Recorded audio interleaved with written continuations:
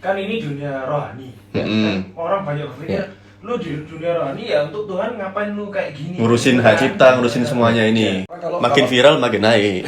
Biasanya begitu kan.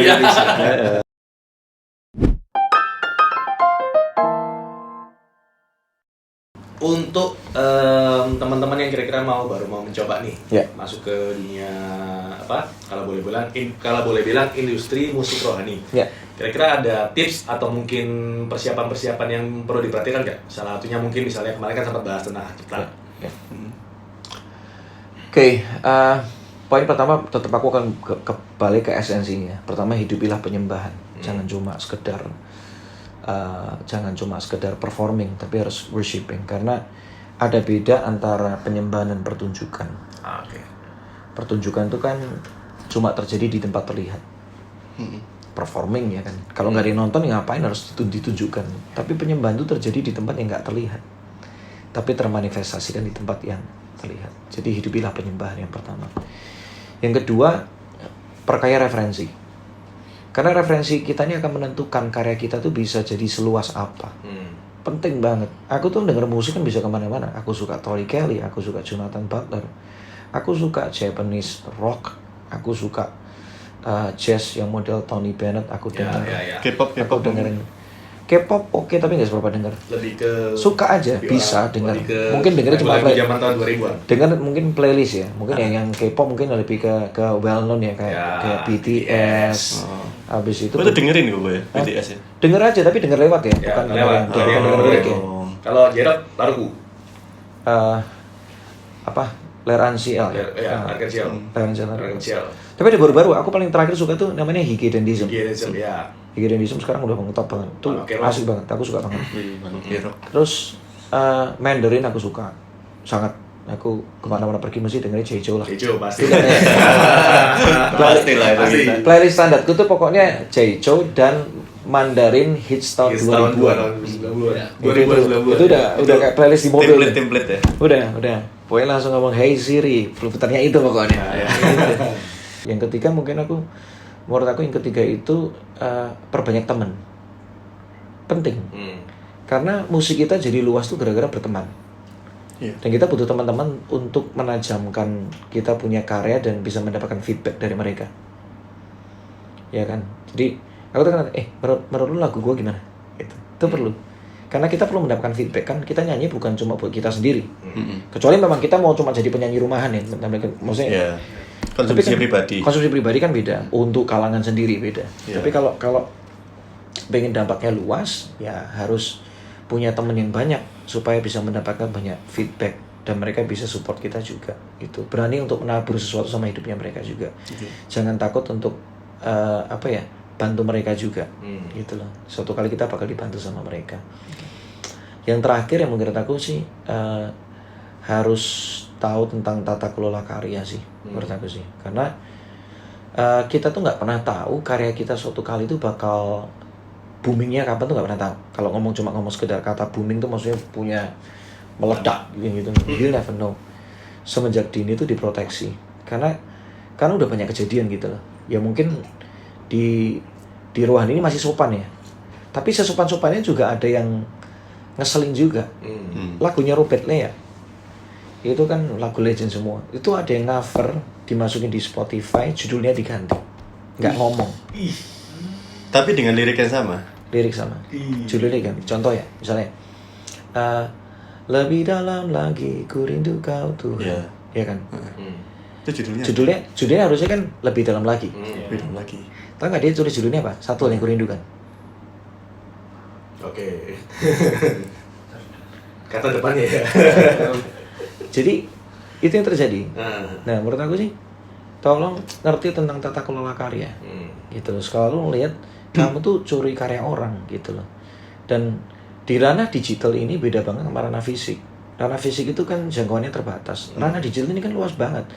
Kamu nggak ngeklaim kamu punya lagu di YouTube, kamu bakal diklaim sama orang lain di entah berantah dari mana, dari planet mana kamu nggak pernah tahu. Dan itu bisa terjadi. Gitu loh. Jadi harus ngerti tentang undang-undang yang ada di Indonesia. Ada namanya Undang-Undang 28 tahun 2014, Undang-Undang 56 tahun 2000 barusan nih 2019 atau 2000 barusan ini undang-undang baru.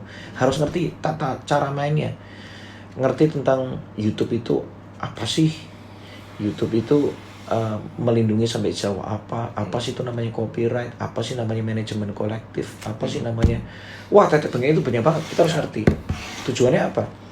Suatu kali ketika kita punya karya sudah susah-susah bikinnya, jangan sampai di hijack sama orang gitu. Nah, kalau misalnya kita nggak, misalnya katakanlah kita nggak daftarkan itu, nanti kalau misalnya sama orang lain diakui, kita nggak punya kekuatan hukum juga, udah habis. Ya. Jadinya susah, apalagi kita mesti anak baru yang ngerti apa-apa gitu dan bisa disikat gitu kan. Oke nih Gus, ini kita ngomongin step by stepnya ya. Semisal ini udah selesai produksi nih, udah misi mastering segala macam, udah siap untuk dipublish lah. Itu langkah-langkahnya gimana sih Gus? Step 1-nya apa dulu, daftarin Ya, kemana? paling gampang ada 2 pintu yang harus kamu masuk. Pertama itu adalah pintunya melalui Dirjen Haki. Dirjen Haki ini kan melindungi kekayaan intelektual. Kamu bisa mendaftarkan satu lagu. Ibaratnya kayak kamu mau mendapatkan sertifikat atas lagumu. Kayak kamu punya tanah, kamu harus punya sertifikatnya kan. Kalau enggak tanahmu dicaplok sama orang tuh. Iya. Iya kan? ya. Bukti bahwa kamu lagu itu punya kamu. Nah, itu kamu bisa mendapatkan di Dirjen Haki. Daftarnya online. Itu bayar per lagu 400.000. 400.000 per lagu. Oh itu emang online, harus online ya. Nanti kamu cek aku, ada sertifikatnya nanti, keluar sertifikatnya. Oke. Nah di situ kamu harus ngisi dulu tuh. Ya biasa ngisi datamu basic, habis itu kamu harus cerita lagumu judulnya apa dan gimana kamu mendapatkan lagu ini. Kamu masuk di situ, habis itu demo lagunya gimana. Karena dia bakal cross check. Jangan sampai kamu ngakuin itu lagu orang, ternyata ngomong itu lagumu, ternyata itu lagunya orang. Dia cross check dulu, dia butuh waktu untuk mengecek di database mereka ada nggak lagu yang serupa dan segala macam. Kalau udah lewat diverifikasi bahwa lagu itu aman, ya udah kamu akan kamu harus bayar dulu, baru nanti kamu bisa mendapatkan sertifikatnya. 400.000 ya, satu lagu ya. Per song. Udah aman, kalau punya itu tuh langkah pertama aman. Jadi kalau ada orang ngaku lagumu, nih loh, ada. Ya aku udah mendaftarkan di sini, aman, sertifikatnya aman. Yang kedua, kamu butuh namanya publisher atau publishing company lah. Itu adalah orang-orang yang satu lembaga yang memanage, mengelola kamu punya karya. Beda. Kalau satu urusannya sertifikat tanahnya, kalau satu ibaratnya orang yang membuat tanah ini jadi bisa punya bukan nilai jual ya, intinya dikaryakan. Dikaryakan. Tanah itu kan dikaryakan bisa macam-macam. Ada orang tanah, aku tak bangun ruko di sini, nanti kita kongsian ya. Nanti kita sewakan ya. Jadi yang satu ini tugasnya adalah menyewakan kamu punya lagu, tukang sewa lagu. Lagumu itu ditawarkan kemana-mana untuk disewakan. Ini loh ada lagu bagus, pakai dong buat acaramu. Ini ada lagu bagus, pakai dong buat albummu. Itu namanya publisher. Oh gitu ya. Gitu. Jadi kayak ya pengelola karya, tukang sewa lagu. Entah nanti bentuk kontraknya kan macam-macam. Mau putus, gitu ya. mau apa. Nah itu pintunya lewat publisher. Misalnya ada orang pakai karyamu dan itu ada nilai ekonominya, publishermu yang maju, bukan kamu lagi. Itu ada potongannya, tentunya gitu kan. Kamu kerja sama orang ada potongannya. Jadi menurut aku tuh cuma 2 itu aja udah cukup. Gitu ya. Ya proteksinya jelas. Gitu. Terus untuk yang YouTube, terus digital platform apa, Spotify segala macam. Kalau untuk memasukkan ke sana kan butuh namanya agregator. Itu beda lagi. Kalau itu mereka cuma distributor, mereka toko. Oh. Mereka tidak melindungi karyamu. Mereka tuh benar-benar cuma toko yang menjual barang jadi. Ya kayak gitu loh. Toko aja. Berarti ada 3 ya? 3 agregator kan yang mendistribusikan. Namanya apa agregator tuh? Hah? Salah satunya apa namanya? Di Indonesia agregator ya aku biasanya masuk lewat Insight. Tapi yang paling gede itu kan Believe Music. Net Release tau? Apa? Kalau Net Release tau? Net Release nggak tahu. Aku nggak tahu. Yang kalau CD ngomong, Baby mungkin. CD Baby tapi kan nggak lokal ya. Mereka kan internasional. Ada plus minusnya soalnya. Kalau kamu masuk sama agregator lokal tuh masih bisa ketemu orangnya. Oke. Masih ada kantornya di Indonesia, representasinya ada. Pelaporannya juga duitnya dalam bentuk apa? Rupiah. Kalau kamu udah pakai CD Baby, bentuknya dolar. Untuk bisa dijadikan rupiah harus lewati sekian proses. Butuh waktu untuk kamu bisa narik duitnya. CD Baby, TuneCore, kan gitu. Betul, betul. Net release ada di Indo. Punya Indonesia lokal. Kalau ada, ya lebih gampang. Kalau semisal apa dari net release ini maksudnya apa bedanya sih? Kalau semisal CD Baby kan internasional, terus kalau yang net release ini kan lokal, itu bisa nggak semisal internasional cakupannya? Semuanya tetap cakupannya internasional kan, itu udah kayak toko Distribusi ke. digital music store itu kan ya udah global. Cuma kalau misalnya Indo mau saran apa? Cuma gini, Kalau misalnya rekomen apa? now the biggest is belief, Belief ya. belief, udah paling gede. Belief percaya. Apa? Belief percaya. Atau Aku tahunya cuma belief music. Enggak, itu Nama company-nya kan. ya Company-nya. tulisannya. Belief tulisan. music, belief percaya. Percaya. Oh iya, Oh, iya. percaya. Aku tadi mikir belief percaya. Ya, Oh, aku maksudnya pikirnya- belief. Iya, betul. Iya. Ntar Belief ayat music. lagi, ada lagi. Belief music sekarang udah paling Iya, gede. iya, iya. Berarti Ada sama- lagi sih saingannya sebenarnya yang masuk-masuk, cuma ya enaknya mereka punya representasi di Indonesia, jadi Surabaya ada Belief? Apa nggak di- ada Jakarta. Berarti harus online kontaknya. Ada, dan itu untuk masuk ke mereka rasanya harus kudu punya akses juga ya ke mereka, nggak tahu kadang-kadang harus lewat pintu lain lagi. Jadi ada kayak ini kayak main agregator, habis itu ada kayak extension agregatornya gitu juga. Ribet juga ya. Induknya ke sana. Sebenarnya kalau gitu bisa katakanlah tergantung perjanjian sama publisher. Kalau publishernya bisa nggak minta publishernya untuk urus itu semua gitu, bisa juga. Bisa. Kalau publishernya punya agregator company ya bisa. Bisa. Jadi bisa include, bisa nggak, terserah gitu ya. Tapi Haki, kemudian publisher, kalau publisher siapa?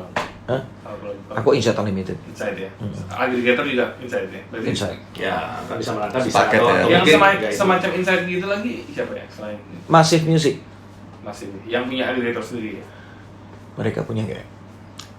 Aku lupa. Kalau Massive Music udah pasti Massive itu mungkin sekarang salah satu yang terbesar juga ya, Massive Music. Cek aja kayak Tulus segala macam kan masuk di situ. Cuma sekarang nggak tahu lah kalau ngomong pemainnya tuh, Banyak banget. karena di dunia digital ini ada pemain baru juga cepet banget. Iya. Karena ranahnya udah beda ya. Iya. Kalau dulu saya buka toko susah, sekarang Iya. Online Mudah itu ya. online biasa. Ada pertanyaan titipan dari salah satu teman kami. Kan ini dunia rohani. Mm-mm. Orang banyak berpikir, lu di dunia rohani ya untuk Tuhan ngapain lu kayak gini? Ngurusin hak cipta, ngurusin semuanya. Oke, silakan, Gu. pertama motivasi masalah hak cipta ya. Kita ngomong yang paling gampang aja ya. Pertama tuh karena kita mau mendukung program pemerintah sebenarnya. Karena salah satu yang lagi mau dimajukan di Indonesia tuh beberapa tahun terakhir ini kan adalah ekonomi kreatif. Jadi memang tata kelola karya ini memang lagi dibenerin gitu loh. Nah, industri musik rohani kan termasuk di dalam industri musik Indonesia. Bener kan? Setuju kan kita ngomong kayak gitu? Dan kita tuh pakai platform yang sama.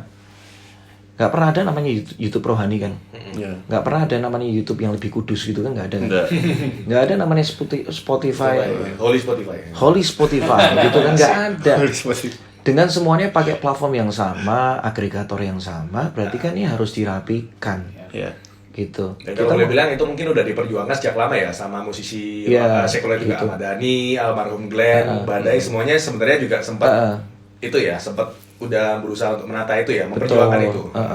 Dan itu kan ada sebuah kalau ini ditata dengan benar, ini sebenarnya itu bisa memajukan industrinya, ya kan. Jadi tujuan pertama perlindungan hak cipta ini karena kita mau mendukung program pemerintah itu dengan program ekonomi kreatifnya. Kedua, motivasinya aku mendukung ini karena ini merupakan apresiasi terhadap para penulis lagu, pencipta karya. Karena bikin lagu tuh nggak gampang. Sadar ya? Kita asal bikin lagu gampang. Bikin lagu yang benar-benar punya dampak, itu beda cerita. Asal masak itu gampang. Tapi buka restoran yang bisa sampai jadi living legend restoran itu dua hal yang berbeda. Gitu loh. Jadi, I think ini waktunya kita menjadi pelaku firman untuk menghargai, mengapresiasi dengan apa? Memberikan namanya hak moralnya para penulis lagu. Gitu. Kita ngajarin tentang firman Tuhan. Kalau kita baca firman Tuhan, mesti pernah lihat. Mazmur sekian ditulis Mazmur Daud. Menurut lagu siapa? Itu kan kalau dalam bahasa sekarang itu kan kayak gini. Melodi. Song and lyric by. Song and lyric by. Ya. Ya kan? Nyanyian Musa. Alkitab tuh nulis loh, Ada copyright. kredit title-nya ya. Kredit title-nya tulis loh. Nah kalau di gereja, kalau kita bisa nuliskan liriknya, kenapa nggak bisa nuliskan nama penciptanya? Semudah kita tuh mau menghargai karya orang. Benar, apresiasi. Apresiasi doang gitu loh. Dengan menghargai itu kan membuat orang, lagu ini bagus banget, memberkati banget ya. Aku pengen bisa say thank you sama penciptanya. Orang kalau misalnya diapresiasi, pasti dia akan lebih lagi berkarya lebih bagus. Iya. Seneng orang tuh mendapatkan feedback. Penghargaan lah itu ya. Heeh. Dan itu membuat orang jadi maju. Betul, kan? setuju. Kalau itu yang kadang-kadang mungkin orang nggak lihat ya. Nah, justru ini bisa membuat ini makin maju. Industri ini makin maju, Iya. penyanyi-penyanyi lainnya makin maju. ada lagu-lagu baru yang tercipta dan segala macam gitu.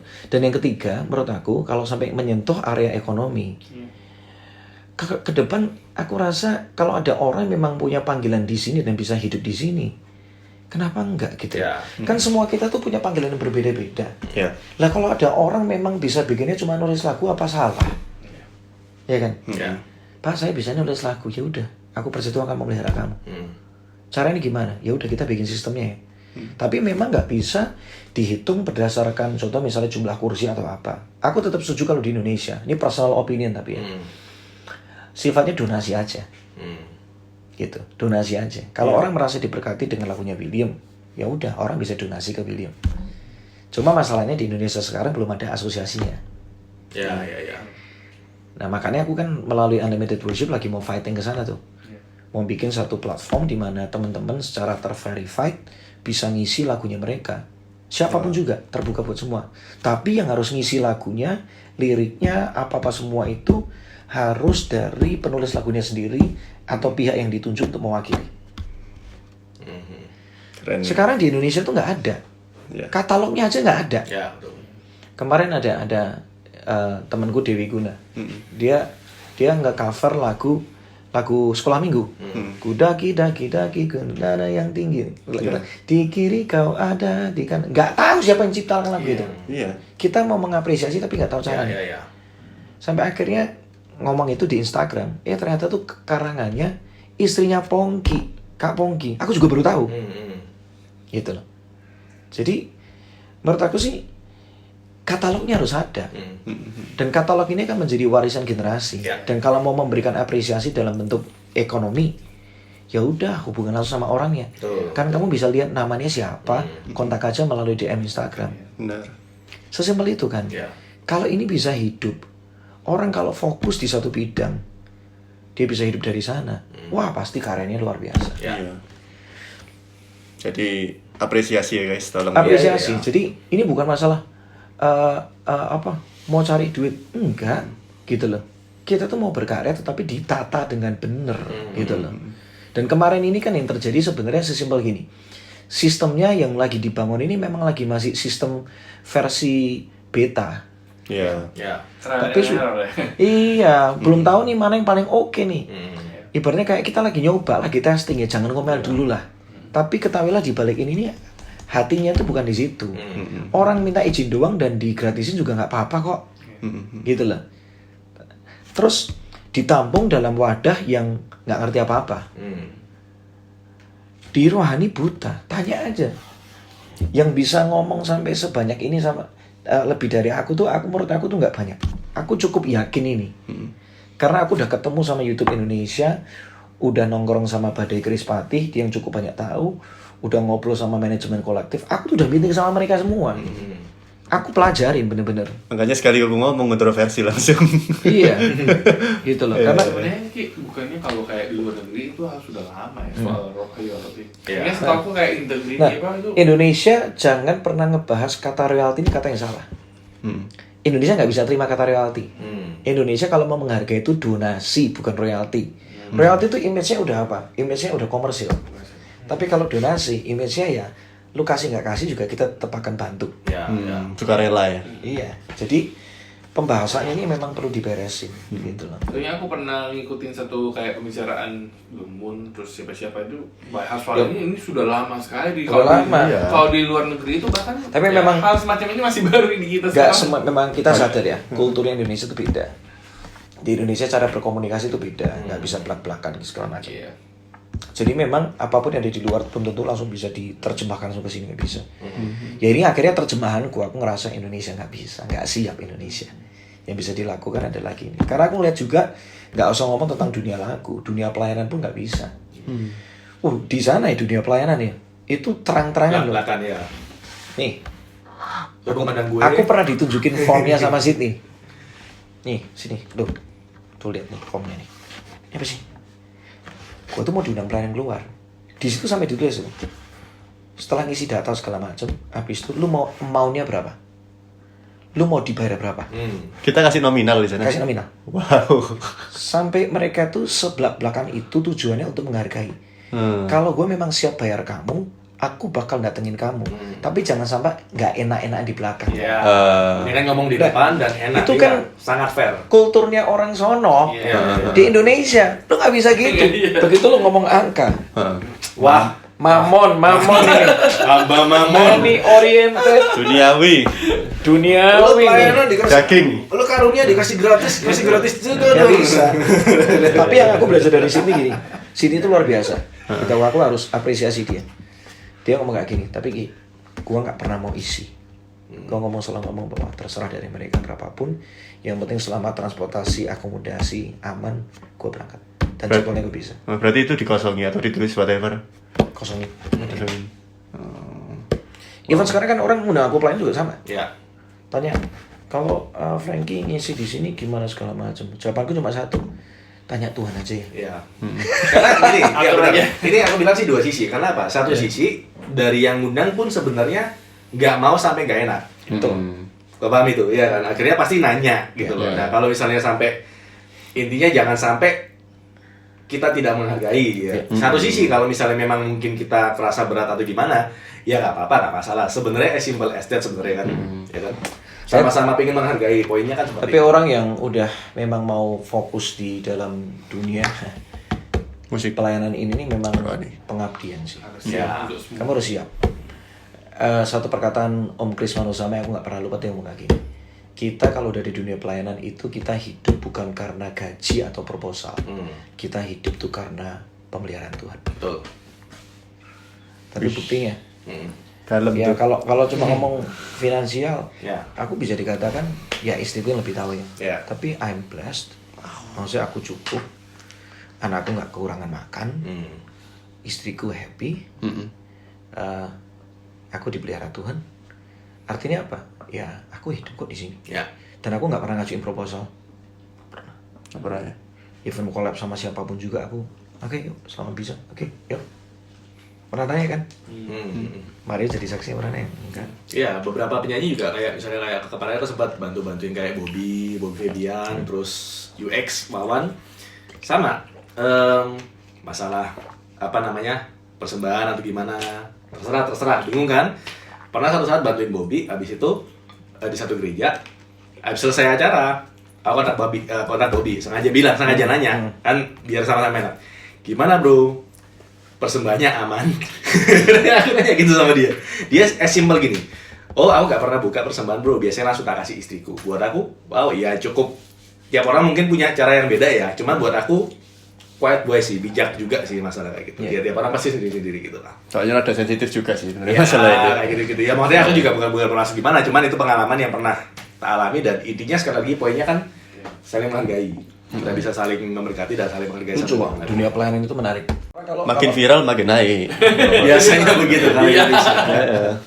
Pingin tahu sopo sih ngomong gini. Iya. Justru kalau gara-gara sometimes ya bad publication is a good publication. Iya. Kamu boleh hujat aku tapi follow aku dulu. Kadang-kadang orang kenal kita gara-gara sebuah kasus, tapi begitu ngelihat buah hidup kita, akhirnya mereka malah respect. Ya. Nah, ini Cakep. loh. Tergantung respon kita gimana. Iya. Oke, kelihatannya bakal bisa seharian kalau kita nanya Iya. lagi seru-seru banget. Cuma nanti next ya. Nggak Next. habis-habis nih. Kalau datang Surabaya lagi kita akan Datang ke Jakarta lah. Oh, iya. Oke, kita ke Unlimited Bullshit. Langsung. Sip. Oke, thank you banget. Thank you, Kiki, untuk waktunya. Sangat memberkati, sangat menginspirasi. Inspirasi banget. Sama-sama. Oke, thank you.